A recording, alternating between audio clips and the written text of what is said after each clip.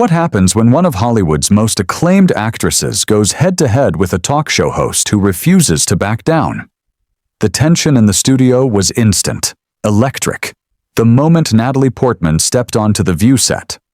What was meant to be a routine promotional interview quickly escalated into one of the most intense confrontations in daytime television history. Don't forget to like, share, and drop a comment. This story is absolutely unforgettable. Natalie Portman had appeared to promote her latest directorial project, a film focusing on women's rights under authoritarian regimes. Most of the hosts greeted her warmly, asking thoughtful questions about her creative process and the film's powerful message. But Joy Behar had other ideas. With a sly smirk captured perfectly by the cameras, Joy launched in, "Your new movie is very political. Some might say you're using your platform to push a very specific agenda." Natalie shifted slightly, but kept her composure. Telling stories about human rights isn't political, Joy. It's about basic human dignity. Unfazed, Joy leaned in. "Clearly, you're targeting certain groups with this film. Don't you think celebrities should stay in their lane instead of lecturing the rest of us about politics?" The other hosts exchanged uneasy glances. Whoopi tried to redirect the conversation, clearing her throat, but Joy pressed on. "What qualifies you to make a film about authoritarianism? You've lived in Hollywood your whole adult life, surrounded by people who think just like you." Natalie's jaw tightened, but her voice remained steady. "I studied psychology at Harvard. I've traveled extensively, worked with human rights organizations, and spent years researching this subject. Art should challenge people to think." "Oh, please," Joy scoffed, rolling her eyes dramatically. "The Harvard card again. A few years of college, and now you think you understand the world better than everyone else?" The audience murmured. This wasn't the usual spirited debate. It felt pointed, personal, mean-spirited. "Joy, maybe we should focus on the film's artistic merits," another host tried. "No," Joy interrupted sharply. "Natalie, don't you think it's a bit hypocritical for someone who's made millions playing dress-up to lecture working-class Americans about their political choices?" Natalie's composure cracked slightly. "Excuse me? I've been acting professionally since I was 12. I've worked with some of the most respected directors in cinema history. To reduce my career to playing dress-up is disrespectful to me and to every working actor." Joy laughed mockingly. "Oh, so now you're offended? You dish it out in your movies, but you can't handle a little criticism." "Honest criticism would be discussing the film's themes or execution," Natalie fired back, her voice rising. "What you're doing is personal, attacks because you disagree with my perspective." Joy's eyes lit up. She sensed she was getting under Natalie's skin and pressed harder. "Your perspective? You mean your privileged, out-of-touch perspective? When was the last time you worried about paying rent or putting food on the table?" The studio fell silent. Even the crew looked uncomfortable. Natalie took a deep breath. "My background doesn't invalidate my right to create art or speak about issues I care about. And frankly, Joy, your attempts to silence me because of my success say more about you than they do about me." Joy's voice became shrill. "You're on national television. How am I silencing you?" "I'm not claiming to speak for everyone," Natalie replied firmly. "But I do have a right to use my platform responsibly, which is exactly what I am trying to do." Joy slammed her hand on the table, making everyone jump. "Responsibly? You call making a movie that demonizes half the country responsible?" "The film doesn't demonize anyone," Natalie replied, her voice steady but firmer. "It tells a story about what happens when people trade their freedoms for the promise of security. If you see yourself in the antagonists, maybe you should ask why." The audience gasped. Joy's face flushed red with anger. "How dare you?" she seethed, pointing directly at Natalie. "How dare you sit there and imply I'm some kind of fascist just because I disagree with your little art project?" Natalie remained composed. I didn't call you anything, Joy. I simply said that if the shoe fits, perhaps you should examine why. Oh, you think you're so clever with your little word games, Joy spat. This is exactly what's wrong with Hollywood elites like you. You think you're smarter than everyone else. Sarah Haynes tried to intervene, her voice trembling. Maybe we should take a commercial break to cool down. No, Joy snapped, her eyes never leaving Natalie. I want to finish this conversation. Natalie, let me ask you, do you think the millions of Americans who disagree with your politics are just stupid? Natalie's eyes flashed, but her voice stayed controlled. I think people have a right to their opinions, Joy. But I also think people have a responsibility to examine where those opinions come from, and whether they're based on facts or fear. Facts or fear? Joy's voice cracked with indignation. So anyone who doesn't agree with your worldview is operating from fear. That's incredibly condescending. What's condescending? Natalie shot back, patience thinning. Assuming that because someone is an actor, they can't have informed opinions about the world they live in. Joy laughed bitterly. Informed opinions? You live in a bubble, sweetheart. You have no idea what real people go through. The word sweetheart hung in the air like a slap. Even the usually unflappable Whoopi looked stunned. Natalie's eyes narrowed. Did you just call me sweetheart in a professional setting while trying to lecture me about credibility? Oh, are you going to play the victim now? Joy snapped. I'm not playing anything, Natalie said, voice cold. I'm pointing out that your behavior right now proves every point my film makes about how people in power try to diminish those who challenge them. People in power? I'm not in power. I'm a comedian who happens to have a job on a talk show, Joy yelled. You have a platform that reaches millions. That's power, Natalie countered calmly. Joy practically screamed. And you don't? Starring in blockbuster movies doesn't give you power? Millions of followers don't give you influence? Of course it does, Natalie said matter-of-factly. The difference is I try to use that influence responsibly. Responsibly? Joy was practically foaming. Now you call attacking traditional values responsible?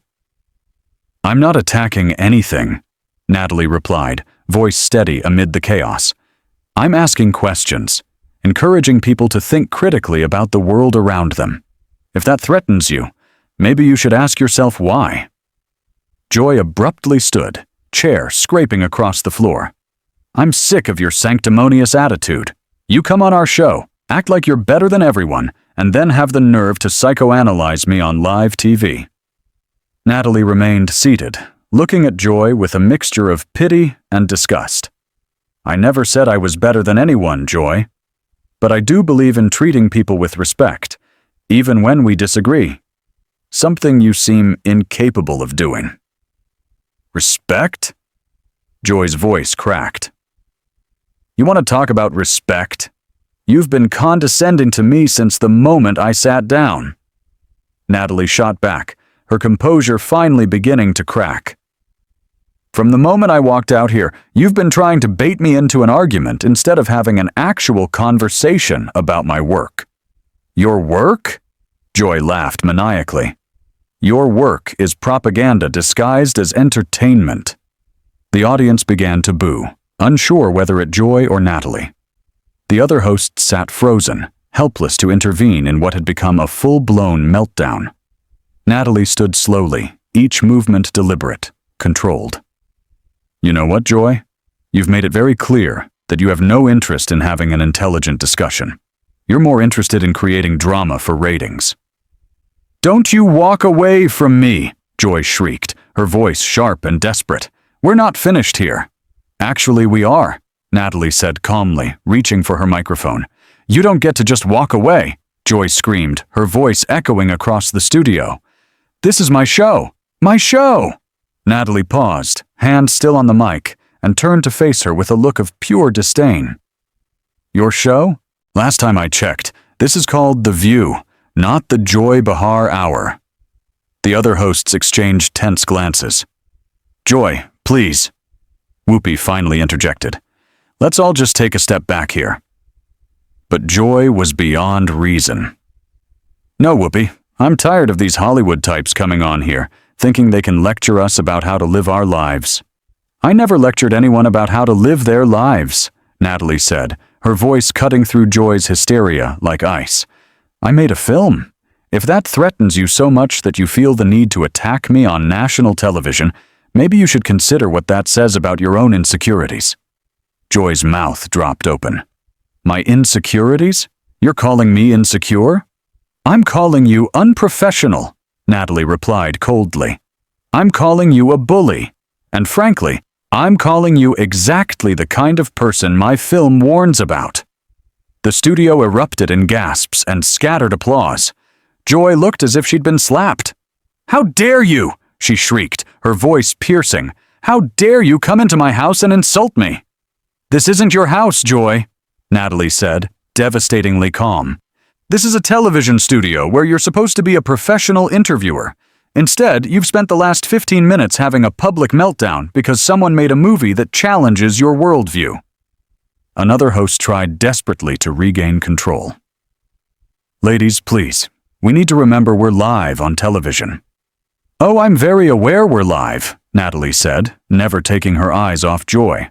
I want everyone watching to see exactly how someone reacts when their ideas are challenged. This is a perfect example of what happens when people can't handle having their beliefs questioned. Joy was trembling with rage. You sanctimonious little brat! You think your Harvard degree makes you special? Your Oscar nominations give you the right to look down on me? I don't look down on you because of your education or your awards, Joy, Natalie replied, calm but firm. I look down on you because of your behavior. Right now, you're acting like a petulant child who can't handle being disagreed with. The audience was silent, hanging on every word. The tension was almost tangible. Joy pointed a shaking finger at Natalie. You know what your problem is. You live in a fantasy world where everyone thinks like you do. You have no idea what real Americans want. Real Americans? Natalie's eyebrows shot up. Are you implying I'm not a real American because I disagree with you? I was born in Jerusalem, Joy, but I've been an American citizen my entire life. I've worked harder than most people ever will, and I've used my success to try to make the world a better place. If that disqualifies me from being a real American in your eyes, then your definition of America is awfully narrow. Joy's face turned purple. Don't you dare question my patriotism! I'm not questioning your patriotism, Natalie said, her tone laser-focused. I'm questioning your professionalism, your maturity, and your ability to have a civilized conversation with someone who sees the world differently than you do. That's enough! Joy screamed, standing and slamming both hands on the table. I don't have to sit here and take this abuse! Natalie looked at her, incredulous, unflinching. Abuse? Joy? Natalie's voice cut through the chaos. You've spent the last 20 minutes personally attacking me, questioning my intelligence, dismissing my career, and trying to silence me because you disagree with a movie I made. If anyone's being abused here, it's me.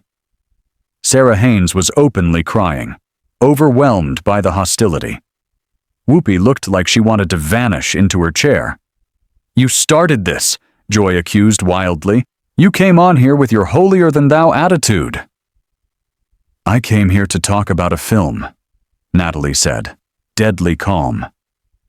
You turned it into a character assassination because you couldn't handle the fact that someone made art that challenges your political views. This entire meltdown is on you, Joy. Own it! I don't have to own anything, Joy shrieked. You made a movie attacking everything I believe in. I made a movie about authoritarianism, Natalie said slowly, deliberately. And if you see yourself in the villains of that story, that's not my fault. That's your conscience talking. My conscience? Joy was practically hyperventilating. You don't know anything about my conscience. I know enough, Natalie replied with finality. Then she turned to the cameras, addressing the audience directly.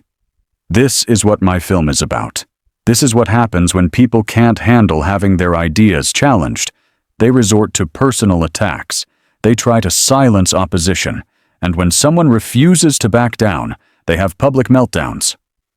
Joy lunged forward slightly, face contorted with rage. Don't you turn this into some kind of teaching moment. This is about your arrogance. No, Joy, Natalie said, setting her microphone down deliberately. This is about your inability to have an adult conversation. I came here to discuss my work in good faith. You turned it into a circus because you can't handle the fact that not everyone sees the world through your narrow lens. She stood gracefully, smoothing her dress. I have better things to do than listen to someone have a public breakdown because they disagree with a movie. Joy was practically foaming. You can't just leave. We're in the middle of an interview. No, Natalie said, walking toward the edge of the set. We're in the middle of your tantrum. I don't participate in tantrums. Come back here, Joy screamed, her voice cracking. You coward! You can't handle the heat! Natalie stopped at the edge of the set and turned back one last time. Joy, the only heat here is coming from your own embarrassment over how you've behaved today. When you're ready to have an actual conversation like a professional adult, you know where to find me. With that, she walked off the set, leaving Joy trembling with rage. The other hosts sat in stunned silence, and the audience didn't know whether to applaud or call security. Joy collapsed back into her chair, breathing heavily. The cameras kept rolling, capturing every second of what would become one of the most talked-about moments in daytime television history. The silence that followed was deafening. No one knew what to say. No one knew how to process what they had just witnessed. It was raw. It was real. And it was absolutely unforgettable. What did you think of this incredible confrontation? Have you ever seen anything like this on daytime television? Drop your thoughts in the comments below and make sure to subscribe for more explosive celebrity moments you won't see anywhere else.